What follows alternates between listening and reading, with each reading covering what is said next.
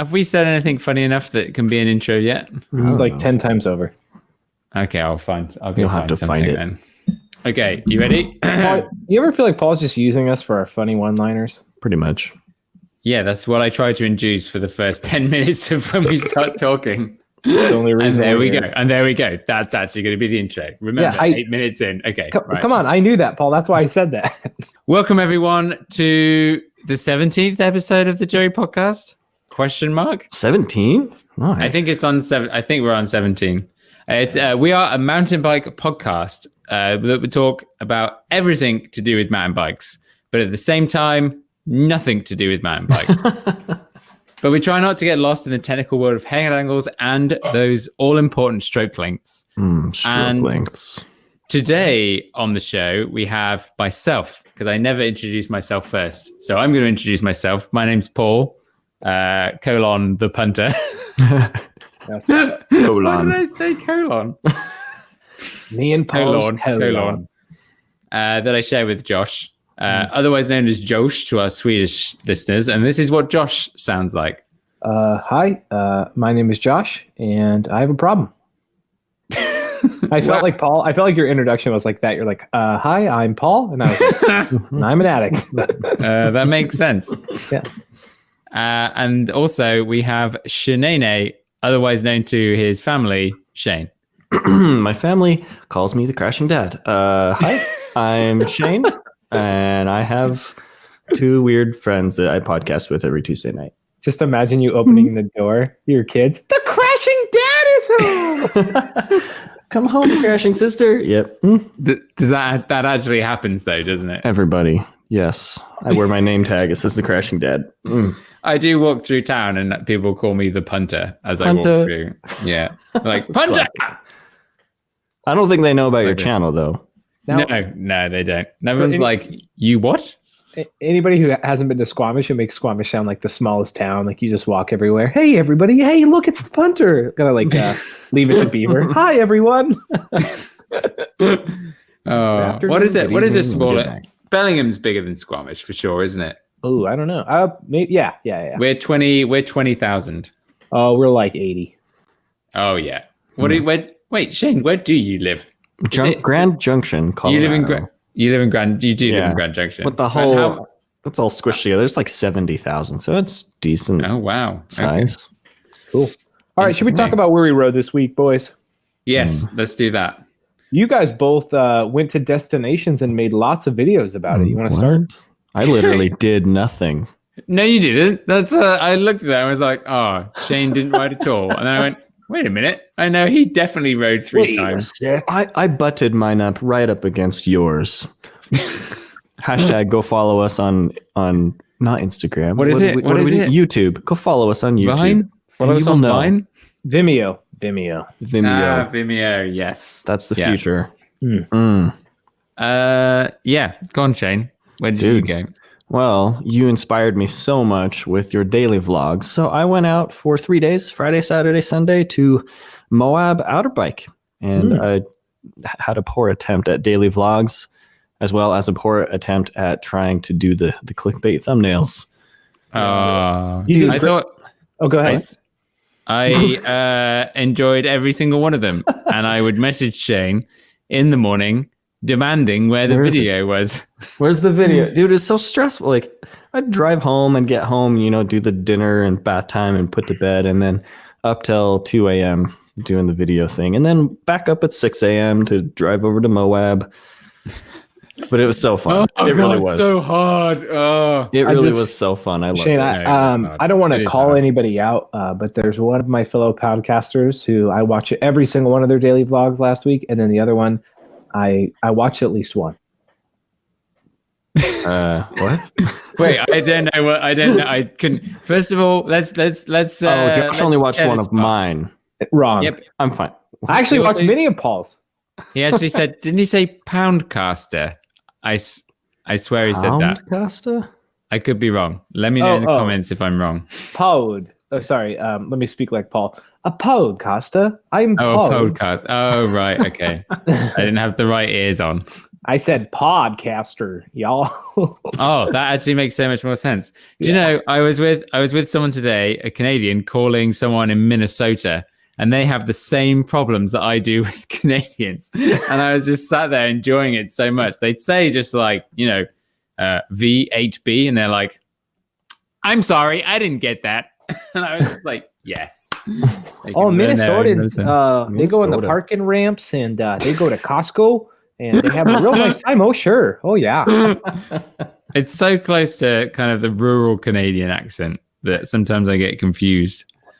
Sheyn, have you literally gotten to the point of drinking watermelon juice out of a bowl? When you finish your bowl of watermelon, you have to drink the juice. It's so. You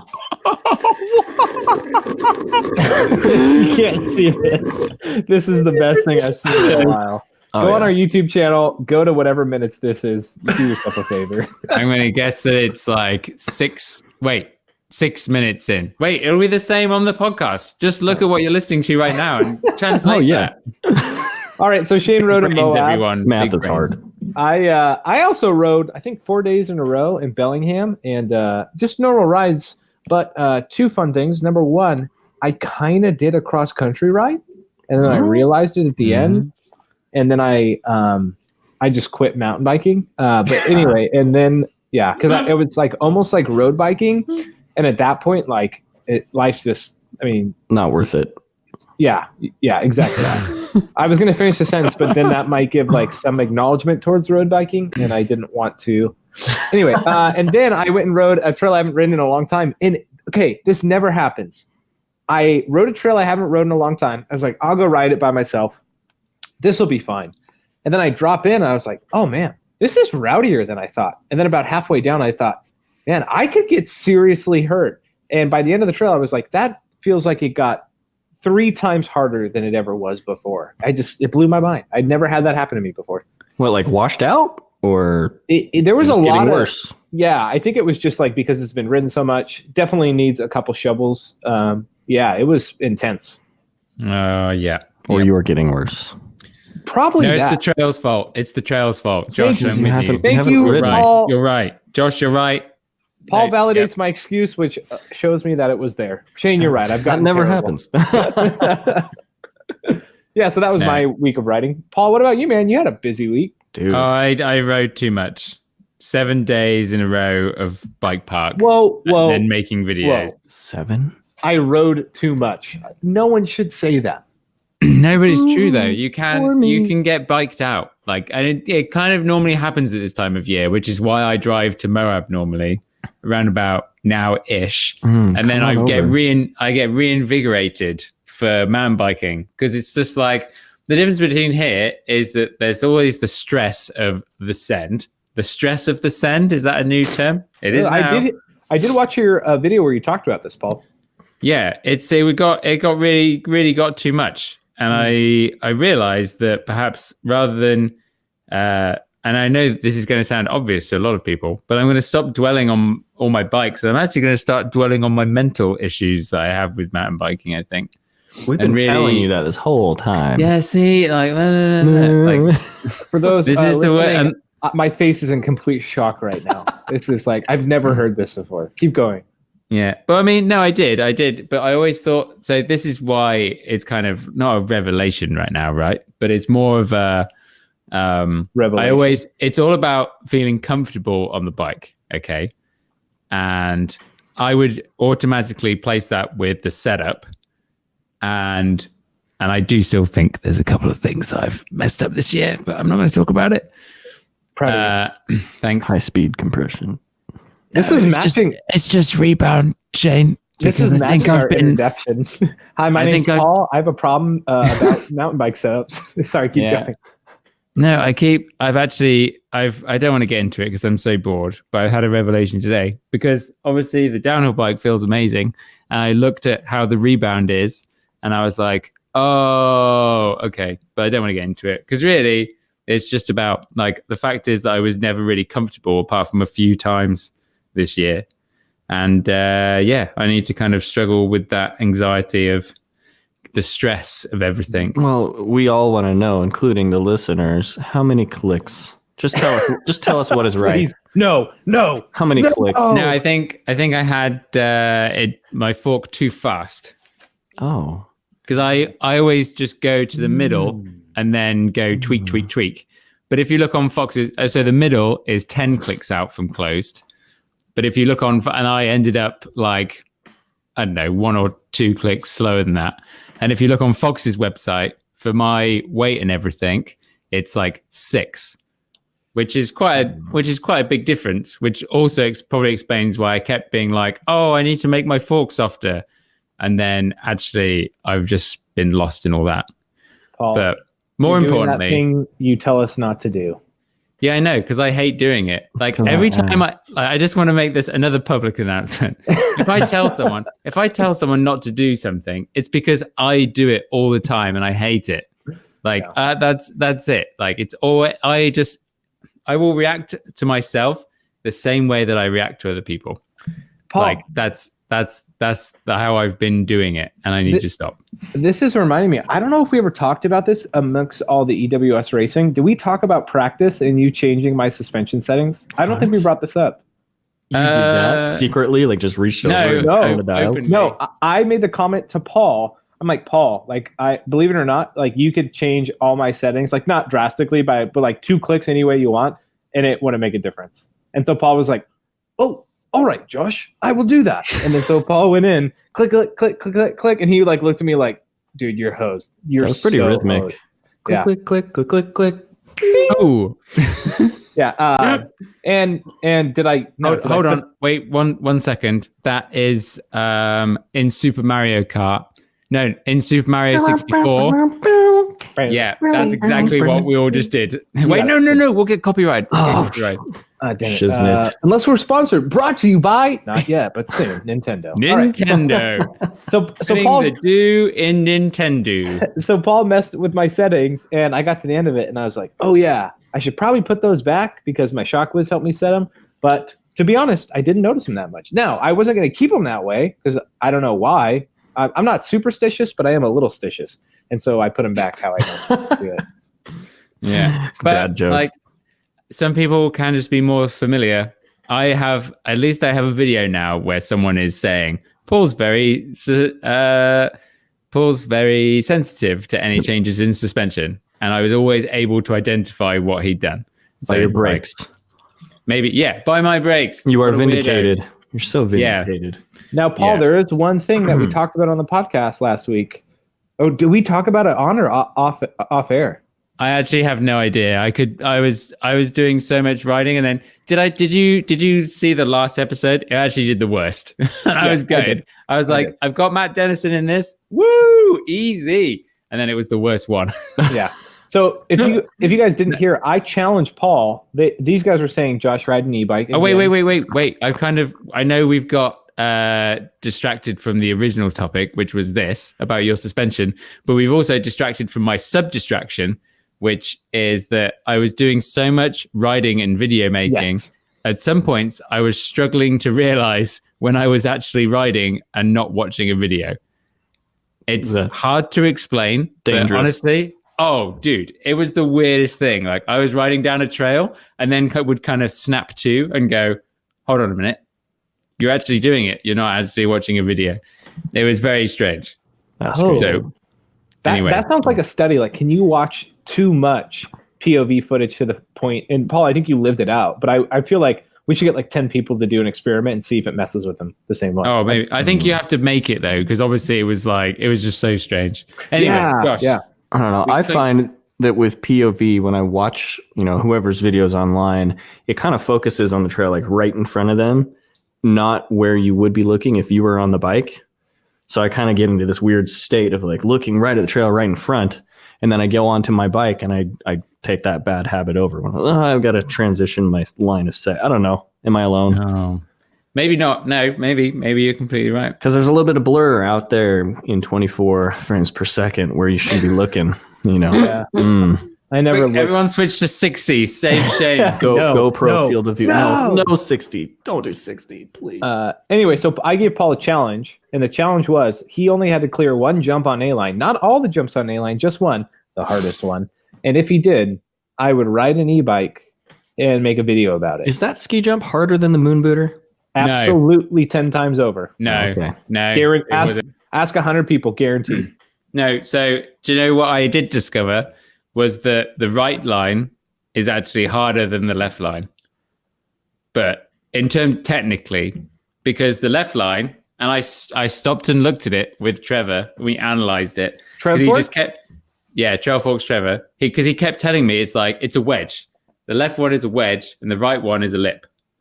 And I was like, that doesn't make sense. And we stopped next to it. And sure enough, the left one is just like a straight thing, whereas the left one is I can't do it, obviously, but you know what I mean, is a curved lip. And like just popping off, I was like, this is so much better. But I just couldn't, every time I came down, I was like, I don't have the speed. And then I would break more. How much bigger is the jump on the left? Not that much. Like it really feet? isn't. No. Like, but the left one is the one that you were challenged to do, right? yeah. I mean, it's a bit like the lip is a bit taller and it's closer to you, so it looks a bit bigger. But really, it's not that different. That was honestly, it's when you Paul, no one ever stops. I just got to call it out because I love you. Is you just got done saying I just couldn't do the bigger one, but it's actually easier, which is like, so it's easier, but you couldn't do it. Okay, so I'll rephrase it because that's not the words I need to use. The lip on the left is way friendlier than the lip on the right, because the lip on the right does freak a lot of people out. There's a video that's with Alex saying that Seth hates that jump to make it relevant for everyone here. And then Trevor was like, oh yeah, I used to hate that jump until I started doing the one on the left. And then it's way better. It's way easier. That's the words of Trevor. And that's why, that's what I mean. I know, but I was like, after 6 days of riding, and that was just the time where I was getting it. And then I was just like, oh, I'm just so exhausted from the whole thing. So I did watch Van Can's video that he put out today of basically follow cam of you doing all the jumps. I surprisingly watched the whole thing. It was a great one. Yeah. And I will say, I kind of feel like I got the butt end of the stick when you came out to ride with me, because you were slaying in Whistler. But when you came out to ride with me, I was like, oh, Park's different. He is Paul the Punter. And then I see all these videos of you slaying the park, and I'm like, Paul, you sold me short. But here's the thing. I sold myself short, Sheyn. This is like an addicts convention. I love it. It is just me. Really, it's you. Do you know what it is? It's a puntervention. That's what this is. Welcome to the puntervention. Yeah, Paul, we've got to talk. No, I've been riding these trails, Sheyn, for 5 years, 6 seasons, 5 years, 6 seasons. Yeah. And I just know, there's that one Samurai Pizza Cat that I just love. And I feel like I could ride it blindfold. I'm just so familiar with it. But what I wasn't familiar with was your trails. And I didn't really know what was going on. And everything was off. But I just felt confidence. Including your suspension setup. Yeah, honestly. And I look back and I must have been running 45% sag in the back or something, and then it was just all off balance. But with this, it really the problem I had this week was I was going so much faster that I needed to make the fork harder. And luckily, I had suspension expert Ben confirming that what I should do. All right, back to the important thing. Sheyn, you make a great point. And Paul has told me, he goes, there's so many guys, they go to Whistler for a season, and they go, oh man, I'm the best. I slay everybody. And then you go ride anywhere except for Whistler. And then the reality slaps you in the face. That goes actually, you've just ridden the same trail 100 times. And anywhere you do that, you will slay that trail. The big penis of the real world just dick slaps you straight in the face. This is a family podcast. That's what happens. That's what happens. This is the real life. It was actually kind of my offhanded way of giving you a compliment, though, saying that, dang, Paul can slay better than I thought. Yeah, just on my home trails. Yeah, and I think I realized that most when a couple like Jordan and Eric and a couple guys came to Bellingham, and Eric's like, yeah, I've never done these jumps. I was really nervous. And I was like, you've done A-line and you're afraid of this jump? And he's like, yeah, it's way harder. I'm like, what? And then I got to Whistler and he was right. Just saying. Oh, okay. I thought that was going to end differently for some reason. I didn't expect that. And Nah, I just affirmed the truth. Anyway, all right. So, Paul, I'm so proud of you for trying. Like, seriously, I was like, Paul really went for it. dude, like, I obviously cut out a lot of the drama that was happening. But when, that was the first day where I realized I didn't have a slow puncture in my front tire. And then me and Trevor were just getting really into it. And then literally the first time I just had like the best run of A-line. I had the best 2 runs, and I managed to put my GoPro into photo mode. Nice. So no one will ever see no one will ever see it. But but you did clear it, and that's honest. No, of course I didn't. No. But like I put in every time I tried, or like didn't try it, of course. But the moment, like had this moment where everything was going incredibly well, and I was just like, "Let's go!" And then Trevor gets that puncture, and then it's just like, should have just taken off. No, I couldn't leave a bro behind. Works. And then it just spent ages doing that. Then we went and got lunch.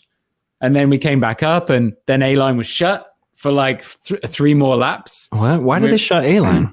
Oh, they were flushing out the pipes. They have sprinklers down the trail to keep it wet. Oh, interesting. Yeah. And they were flushing them out at that moment. They don't freeze. Yeah, that must be it. Yeah, makes sense. But so Josh, are you proud enough that you'll try an e-bike? No. I said you were proud. I've heard all day. It doesn't count. He doesn't have to do it. Sheyn, I would make the same do? bet, but I know that you would do that jump. I only bet when I know I can win. I was going to say, what can I do? Actually, Paul, I really thought you could have done that one. I'm not lying. I only bet when I know I could win. Wait a minute, I'm being mean. No, you know what, Paul? No, I did think you could do it. That was a bet that I was like, there's a chance that I could ride an e-bike. I will hate my life, but there's a chance. What, like 20%? I actually gave Paul like 30, 40 maybe. That was generous. Yeah, you're being so nice to Paul today in the most offhanded ways. That's how Josh is. He's like this all the time. It's just every who podcast. I am. And if you want to see the entire back catalogue, you can actually download them all on iTunes or Spotify, or watch them all on YouTube. Brought to you by, again, no one yet. Us. It's brought to you by us. All right, gentlemen, we got to keep going. We haven't gone through a lot. We got to jump into we had big weeks. Comments. Oh, wait, yeah. Last week's comments. It changes every week. There's zero consistency. I don't remember what we did. That's just like our podcast. That's exactly it. So what was last week about? What was it again? Clickbait? I can't even remember. Oh yeah, just like clickbaiting. Clickbait. That was a terrible one. Shall I tell you how I did? Let's have a look. Run him up, and I'll get the stats out. So our friend, the mediocre mountain biker, he said, "Fun times as always.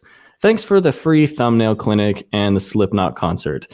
You won't know what he's talking about unless you go back and watch it." There was kind of a Slipknot concert going on. And yes, I did get a thumbnail clinic. I tried to.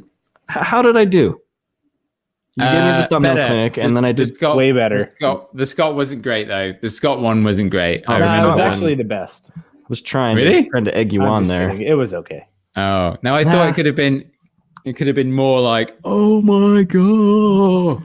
Okay, I need to try that now. The YouTube paycheck, that made me click pretty quick because I was like, Sheyn probably makes twice as much as I do. What you do? Oh, shut up! I do make twice as much. I've seen your stats. That's ridiculous. Josh just pulling in like 500,000 views every month. It's like, yeah, Sheyn probably gets more than me. Shane's like, I get 50 views. My stats. Paul, that's called a backhanded compliment. It's what we do to you. If you keep pointing it out, I'll do it to you more. Oh, nothing will change. Don't worry, everybody. We'll edit that out. Nobody has heard that. All right, let's keep going. No, just kidding. Look, unless we do something really bad, I just leave the whole wedge of this in. All of it. We don't. So awkward. Only a couple times. Anyway, yes, great thumbnail clinic. Go look at Shane's A Crashing Dad channel. Let us know if you think he did well. I think you excelled. And then I would give these videos a rating of 7 out of 10, which is exactly how our video performed last week versus the other 9 videos that we've made out of the last 10. So actually, more people were listening for longer, but less people were clicking. Ooh. So ironic that our clickbait was not very good clickbait. So they listened longer. Did they click away when Josh came into the stream? Yeah, probably. Oh, do you know what? I haven't delved into it, but you're probably right. There we go. But my favorite comment of last week was something mountain bike said #Sheyn sucks. Hey, and the new trending hashtag. And Shane, we all know that is your troll account because of all people who would make something mountain biking, it would be you. What? I don't know what you're talking about. Moving on. Is that actually Sheyn? Nobody else would write Sheyn sucks. Moving on. It is. Hold on. Also, you're giving away my troll account. I'm gonna have to change that name. Both words. I'm sorry, words that is capitalized. That is literally, this is you, isn't it? You're trolling yourself. That is the best YouTube troll account. Something mountain bike. You know, everyone does have their channel name. Something MTB. So if you're listening, something MTB, wink, wink, Shane. Nice comment. Let's get it trending. Let's start it. Okay. Joe said, how'd y'all feel about trail aggressive, 120 mil of travel or more, hardtails? I think they're great. Next question. Paul, you don't think they're great. When's the last time you rode a hardtail?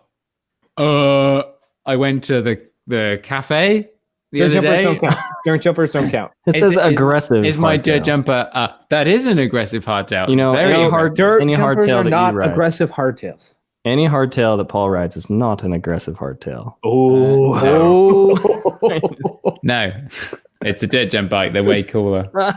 Paul, seriously, when is the last time you rode a non-dirt jump hardtail? That would have been. Wow, that long. Ooh. No, it's not that long. I'm just trying to. I know when it was. I'm just trying to put the actual date onto it. 2016 was the last time. It was lame. There's a good $400 hardtail at Dick's Sporting Goods that some cool YouTuber made a video about. You could go. I heard he just took it back and abused their policy. I don't know who would do that. Got it from my friend. Such a bad Did it person. with the Walmart bike. Anyway, Chump MTB. Oh, he won Joey of the Week. Yeah, he did. Last week. I remember that. He won it last week. He'd like to thank his mum for always telling him that he's great at everything. And that's great. His middle-aged body for putting up with the punishment. Yep. That's it. Hey, it's Shane's favorite person. Olivier Mays. He says, I'm not related to Martin because we did ask and he spoke up. You mean Oliver? Oh my god. Olivier. He says he's pretty much their local hero, and the name Mays is the third most common in Belgium. Wow. But when Martin is home, he rides their local trails, and that's where he meets him. And sometimes he tries to follow him down the trail, but he gets dropped in like 10 seconds. I'm sure we'd all get dropped in 10 seconds behind Martin. Oh yeah, that's absolutely true. I completely agree. Yeah. Well, hey, everybody, thank you for the comment. Oh yeah, go. Wait. Is this where I act like we know what we're doing? Thank you for the comments. We love when you leave them. Please head over to our YouTube channel. Leave us a comment about this podcast, as I know you're listening and watching because of how good the clickbait was. #clickbait for life. And maybe you can be featured in next week's podcast.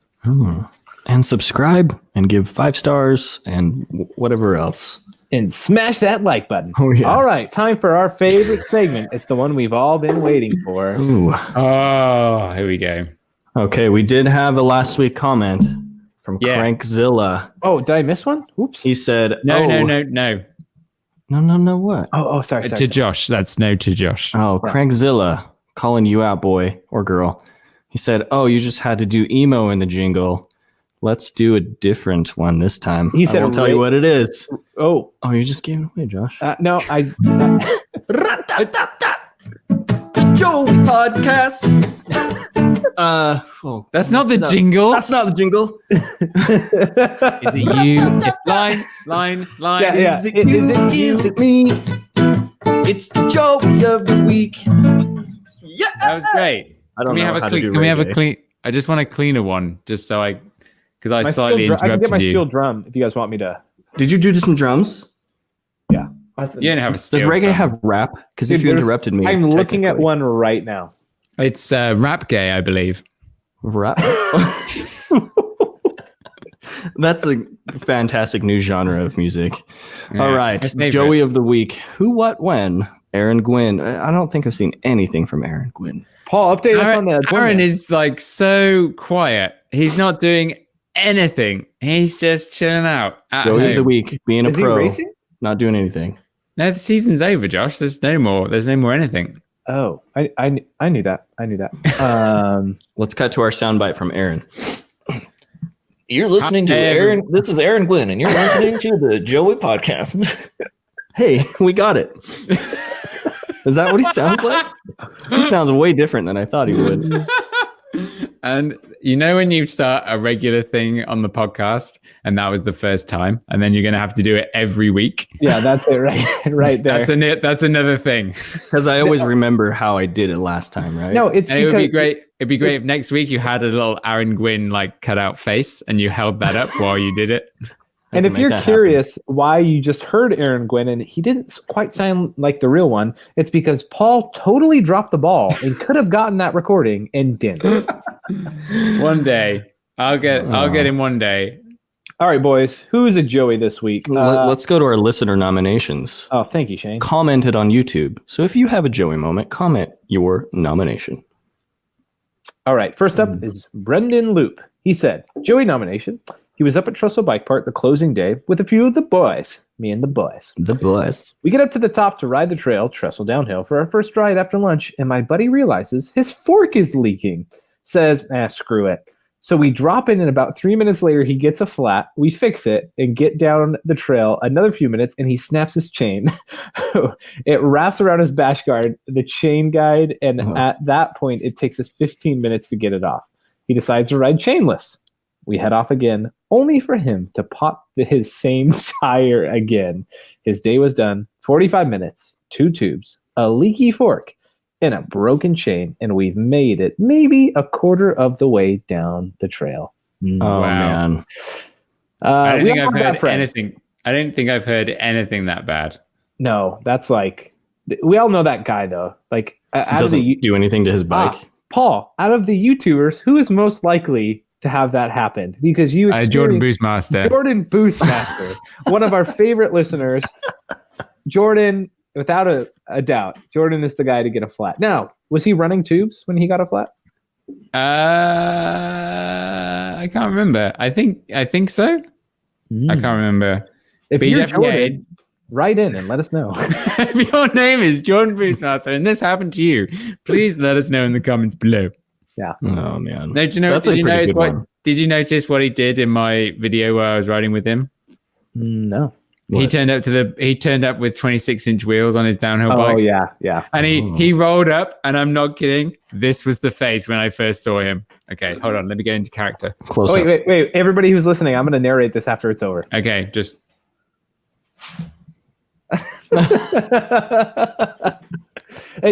Paul's making the face of a 6-year-old who knew he was going to get that new toy at Christmas, but actually got it. he just looked at me and like, Oh, my gosh. it probably wasn't that bad, but I was like, John's looking at me weird. And then I looked at his bike and saw the boost thing on his back wheel, and I was like, Oh, yeah. He painted his wheels, huh? oh, It was that was cool. no, that was an old one. I was like, wait a minute. And I was like, are those 26-inch wheels? And he's like, yeah. You noticed? I love Jordan. Oh, Do you know it's what? hilarious. Actually, can I? I'd like to nominate Jordan for Joey of the Week Oh. after Service Trails. Okay. I don't want to take away. Service Trails. He says his Joey moment. He was with a buddy in Whistler a couple weeks ago, and after renting a 27.5 downhill bike, he wanted a 29er the next day Because he wanted to they're win. So much better. They are. Yeah. In Mhm. every and way. he never crashes, and he rolls over everything on a 29er. Just like So- me. Keep going. He got the Slayer the next day. He was all about how it was so much better, and these wheels were amazing and rolling over everything until the end. He checked the bike out a little closer, and sure enough, it was the Slayer 27.5. That's so good. Oh, man. Without question, Joey of the Week. Yep. That's Joey of the week. Oh, that's so good. What's his name? Service Trails. We got to call this guy out. You know how they do like Oh, blind man. taste tests? It Like probably happened to me. if That's you could amazing. if you could truly blind test a bike, like I could just imagine the dumb stuff I would say. Oh yeah, this is totally 27.5. It sucked. Actually, Josh, that's your current bike. What? No. Oh, amazing. Oh, your sponsors are going to drop you. All right, Paul. Who do you Incredible. nominate for Joey of the Week? Oh, John Boostmaster for two occasions. So he turns up and he's like so stoked that he's got 26-inch wheels. Then I did capture it on audio. He just like partway through, I think it was Slayer. He was like, "Hey, I have to admit, I've hit my pedals in my bottom bracket a couple times." Like, ah! And then the other time was he's like, I've just realized something, that my 26-inch wheel is actually heavier than my 27.5 wheel, and I've made my bike heavier by putting smaller wheels on it. And like I did see that. his back wheel, like it you have to like feel it to believe it, but it's so heavy. What Like- was it? A tire and tube No, combination? it's or the what? wheel. Just It's the wheel. wheel. It's like you pick up the wheel and it's like a lead balloon, and it's just like, what the hell? Yeah, Jordan Boostmaster puts 26-inch wheels on, thinking he's cool, and then full Jerry. Sorry, Jordan, because I know you listen to this podcast. Jordan, you've got to put a 27.5 up front, and then you'll be modern. No. 29 up front. 29, 29, 24 in the back. Side note, I am tempted to do a mullet bike for my next bike. All right, moving on. I didn't have a Joey moment on my bike, but I did to the trailhead. Now, we've talked in the past about the Rally Fit, my Honda Fit, which I rally race and always ruins the bikes on the back. So I bought a truck. A video's coming out soon. Give it another week or two. It's the anyway, my truck, the muffler on the way to the ride, the muffler rusts and pops off. So literally I'm driving. And then out of Wait, it nowhere. rusted on the way to the trails. Yeah, I'm driving to the trail. Is that what you? Wait. The muffler rusted on the way to the trails. It Is that fell. what you said? It finally broke due Okay. to rust on the way to the trails. Okay, all right, yeah. So I'm driving my truck, which is a ginormous truck. Like if you're thinking of like an F-350, make it bigger. Anyway, so I'm driving, and then all of a sudden it just goes, whoa! And I'm like, oh my gosh! Like I just hit Super Saiyan mode. Like I didn't even know I had that. And then I realized, oh wait, that's like bad. Like this is something bad. And sure enough, I show up at the trail, which is like a scenic park. Like I can just imagine the movie soundtrack. Do, do, do, do, do, do, do, do. And then all of a sudden, wah, wah. And it's the smallest truck in the world, and it's me and a right-hand drive. Hi, everybody. And I get out and I go and look underneath. Oh, yeah, my muffler is completely toasted. Gone. Yeah. Because it rusted on its way to the trail, right? Yeah. So, that was my joy moment, being the loudest guy in the parking lot. That's luckily- a Jerry moment. A Jerry moment is regular life. Joey is bikes. Yes, and luckily I was wearing my bright red Hawaiian shirt. So, and then right afterwards, somebody went, "Hey, you're Josh, aren't you?" And I said, "Oh yeah, you betcha." What gave it away? All right, Shane, you got any? That's some redemption there. Oh, yeah. I rode a Scott bike. Is that your Joey moment? That is my Joey moment. Oh god. You had so many cables off the front, you just couldn't I've stand got it. to say though, you looked faster than every other video. Oh, I man. wasn't just okay, saying it. now. I'm not just saying it. Paul, It was Paul. a rocket ship. Scott But is I your will sponsor, say, but not the channel sponsor. if you watch the video, it's pretty funny. The dude is like, the dude that was setting up, "Are you familiar with Scott Bikes?" And I was like, "Yeah, I'm pretty good friends with, one of your sponsored athletes, Paul the Punter." And it was just like crickets. Like, Yeah. it's like, what? Yeah. It's so true. I've been there before, and I'm like, I have to explain to my own brands like what I do. It's kind of funny. Actually, I'm well known. Someone did comment on it, and they made a really good point that these demo dudes need to know who you are, because the people that are getting new into bikes and going to these demos are the ones that are watching your videos. Oh, 'Cause, like, I haven't read your comments. Really good riders might not, be like watching all the YouTubers, but the people that are buying bikes and going to these demo events, they watch us all. So they need to know. They need to say, yeah, oh, Paul the Punter, like, That is cool. true. Mhm. So the Just Joey, saying. He didn't say anything. He just said no. He didn't go like, He just oh kinda yeah, wouldn't say oh anything. yeah. He blanked out, and then he was just like, well, I'll have to ask our marketing people about that guy. He had no idea. Amazing. Yeah, It's they're funny. like, who the hell is that guy? Right?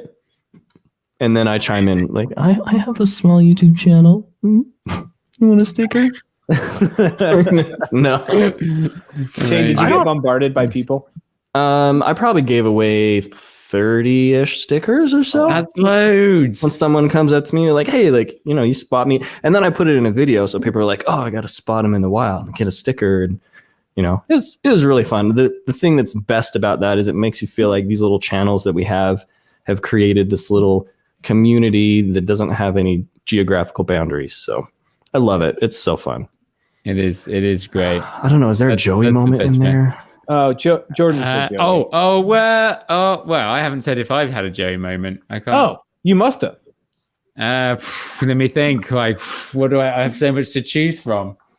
I swear, if you pull out like a Scott flag, I'm gonna get out of here instantly. What are you talking about? I would never do that. No. No, I don't know. I think the Joey moment of thinking my suspension was wrong and then it turned out to be my tire is almost worth 2 weeks worth of Joey of the week. Did we already give that to you last week? Yeah, he already got. Oh yeah, I took it down last week. Yes. Yeah, no, I guess I just got tired this week. So You know, guys, I haven't had a chance to be a Joey. I think we need to give it to our friend Brendan Lopp, not for him, but his friend, because there is nothing more Joey than that whole the Slayer series thing. of unfortunate That's amazing. events. I don't know. Jordan 26-inch wheels puts them on thinking they're amazing, then has problems. I agree. But I agree. I think the Slayer one is just so funny. Oh, that one? These 29-inch wheels are amazing. Yeah, that's really bad. When you've dug yourself that deep a hole that you've got a JCB and you're about 20 foot deep and there's no way out. Yeah, that's you. That's you, Service Trails' friend. All right, guys.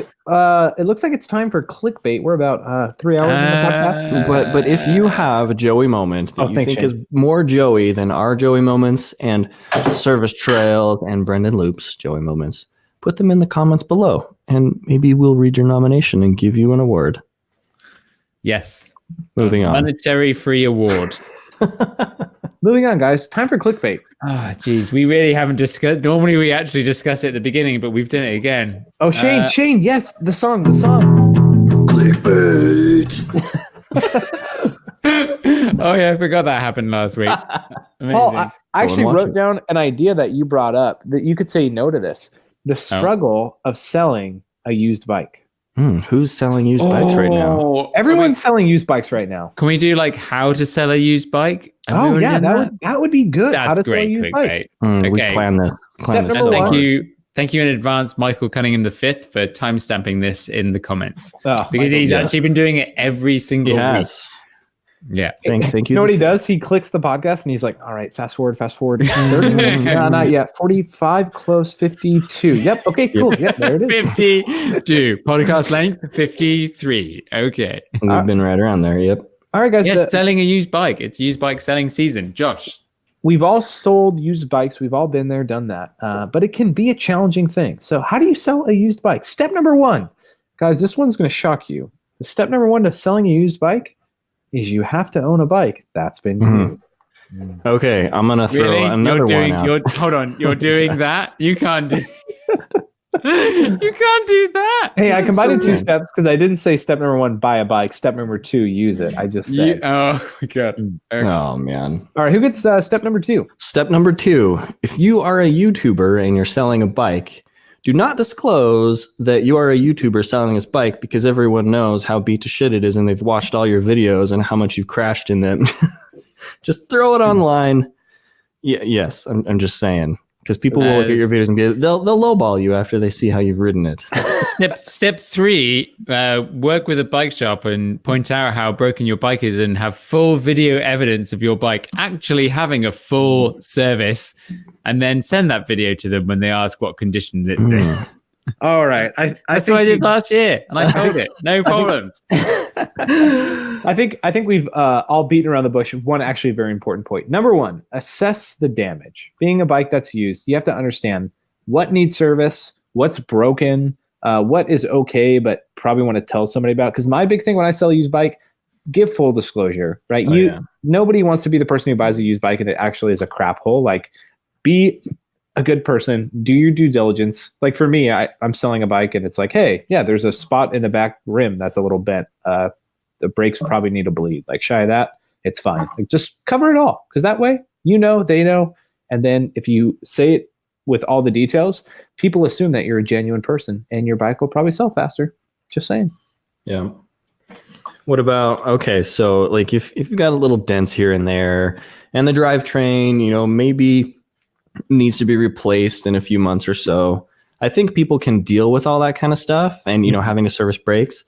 But I kind of like putting on maybe not new tires, but tires that have a lot of life left on them. Because if someone's buying a used bike and they immediately have to buy a $70 tire front and rear, that's kind of, that'll take down the sellability and a little bit of value there. Big turnoff. I agree. Yeah. Number tip. But wait. I have a fun fact. I'm curious about this for Paul. Sheyn, I noticed that you talk a lot about replacing tires. I've replaced tires on my bike. Here we go. One time 2 years ago on a bike that I rode nonstop for a year, and I only had one bike. That was the only time I replaced tires. On all my other bikes, I never replaced the tires. Shane, with your trails, though, that makes sense. Yeah. Shane, I'm going to let you finish, but I'm just going to jump in. Josh, Shane actually rides on rock, which is high-speed sandpaper. You ride on predominant loam and soft trails, where tires last significantly longer. Oh, yeah, that's what it comes That's why Shane's gets literally trashed, because he's skidding down a pavement every single ride. Yeah. I use my brakes a little bit too much, too, so I'm just leaving tire all over the trails. Like, literally, I'm looking at my purple sinker. I've had the same tire since I bought it. Well, I mean, it makes sense. You're riding in loam and dirt. And Paul, can you do the same thing, or do you got a lot of granite? I've got it whatever. I'm going to get burnt, but the new E13 tires are way better than the old ones. The old ones did wear out a bit quick. The new ones are pretty good. But yeah, for sure. When I came down, I'm pretty sure I changed the tire after I was down at Shane's for that long. Wow. Because it's like sandpaper, just rubbing it down, whereas you don't have that when it's soft. And but your back side to the knobs bike thing. Fold off. Back to this the thing. Yeah. Like one tip that I have is like people will negotiate, but people kind of drop their pants too early. So one thing that everyone seems to do is on the listing, they'll say, like, let's say $3,000 or best offer. Yeah, like, never. Why would you do that? It's like, it's $3,000, but I don't actually want that, everyone. Please offer me less. So just be like, figure out the price you actually want. Yeah. Obviously, like, leave yourself a little bit of leeway in there, like maybe, $100 or something to make them feel better. And then just be like, yeah, it's $3,000. It's firm. Like, this is what I want for it. Be under no suspicion that you're going to, lowball me with a $1,000 offer on this. And then, like, if you have stuff lying around, throw that in for free. Give more stuff. Don't discount your price. I did that with 27.5. I was like, I've got 3 27.5 tires. There you go. Because I don't have 27.5 anymore. Just like I've got a couple of other tires that I don't need. I'll be like, you want these tires? Here. You got a tire, spare tire, done. Can you just bring me some free shit when you're coming down to Moab, Paul? I won't have any free shit. This is the end of the year. Budgets are thin. And honestly, I've just worn out most of my stuff because I've ridden so much. And I will also kind of jump on what Paul's saying. It's like, price your bike fairly. Like, you can look on Pink Bike in your area. You can go on Craigslist. Like, you can see what a hardtail or a full suspension bike is going for. And if you price it fairly, then it will sell faster. There's nothing worse than having your bike on there for like 6 weeks and no one has said a word because the price is bad. And then the next thing is never be the first person to throw out a lower price. Like people will ask you, what's the lowest you're going to go? Or can you do a little better? Like what they're trying to do is get you to drop the price first. Like the best thing you can respond is like, I think I priced it fairly. I think it's a good deal. And just wait until they give you a price. As long as you did price it fairly, how would you base a fair used price off? Well, yeah, as Josh says, you kind of look at the market, you look at what's being listed, and then you look at you're like, okay, there's this bike that's been listed. I'm just going to say half of retail. No, you can't. Don't do it. Can't like go half retail. Look at the market value Most of the market value of what's right being there. listed. So you look like there's probably 5. Like let's say you've got a Trek or whatever, right? There's probably at least 5 Treks of your model listed on the internet. So you can use that and go, okay, people are going to be searching for this Trek bike. Where am I going to place mine in relation to these other ones? Yeah. And then that's how you price it. And it's the same point of like, don't just go, oh, well, I mean, it cost me a lot of money, so I'm going to take 20% off what I paid. Like that's not it. That's another thing that I found. I actually bought 2 used bikes for some friends recently. Is in talking with somebody, the price of used bikes is going down very quickly, and the reason is because 3 years ago in the States, direct to consumers kind of came on the market way heavier. No, I don't think that's it. It is because I now agree. a lot of like Treks, for instance, Treks don't hold their value. They used to. Other bike companies like an Evil used to hold its value like crazy in the Seattle area. I'm going to put going down. I'm going to put this theory out. There's more people mountain biking. That is true. More people selling secondhand bikes. So there's a lot on the market. That's fair. I think that's more it than YT. I will say, I don't see everyone riding a YT. Like this is my point. I see a lot of them here. I will say though that it has crossed my mind thinking, why would I buy this used bike for $3,500 when I can get a brand new Canyon Spectral Carbon for $3,500 or $3,300? So I mean, I do think it's a factor. Reasons. I do think it's. And then a factor. why did you buy a Rocky Mountain Sheyn and not a Canyon Spectral? I wanted to support my local bike shop. Well, there you go. It's like there's so many different reasons why people buy bikes, and that's just been proven. Like, but you don't see everyone. If it's gone through my head, it's going through other people's heads. Yeah. And yeah, that's very true. I think the next thing I would say is like for selling a used bike, like be reasonable. Like if you already bought a new bike or if you really know the amount that you have to give, like it's okay. You know it's your baby. I know you think it's super cool, but you have to be realistic. And this is like one thing too with brands. Like for instance, Paul has a Scott. Scotts are not super popular in the area. I have an NS. There's very few of them in the area. And so like they're probably not going to hold as much value to other people. Whereas if a bike is more common, Sheyn's in Colorado. So you get Yetis, Gorilla Gravities. I'm in the Pacific Northwest. You get Transitions and Konas. Like, right, different brands hold different value. Your bike is not that special. There's a bunch of bikes. Also, I think, also it's like if you have a bike that everyone has and there's loads for sale, like that puts the power in the buyer because they have more choice. So if you're less choice, then it might actually be a strength. But also at the same time, you'll probably have less people searching for that model, which is, I'm pretty sure that's how everyone does it. They kind of figure out what they want and then go searching for the model rather than browsing the bikes that are available. I don't know. I could be wrong. No, Paul, you're right. They search for what they want and then they realize, oh my gosh, there isn't a perfect condition Trek / that's $2,000. And so now I will start just browsing through the bikes and then you find one that you can actually afford. We've all been there. A hardtail for $900. Hey, that's a pretty good deal. Yeah. What else should we say about set? Well, I feel like we're actually giving useful information now, which is really weird. This podcast is turning out for good in the mountain bike community. I don't feel good about it. I don't feel good. This feels weird. I think that's kind of it. Like we address know what's wrong with your bike. Oh, this is the biggest thing.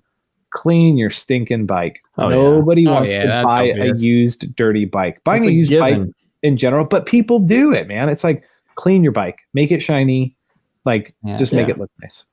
And well, if you listeners have any of your best tips for selling your used bike, please put them below in the comments after you hit that like button and subscribe button. Slap like now, slappers. You didn't say crashes once in your video. I've just realized. I stopped using crashers. Because people don't want to be addressed as titles. They just want to be people. I just started No, calling they them don't. YouTube butts. You need to, What's up, then butts? that's just every other word in your thing. Yeah, it helps with the SEO when people are YouTubing butts. It just comes up. Splendid. Well, that looks like this has been going on for the approved length of time. I think we already ended it like a minute ago, right? Well, I do have one more thing I'd like to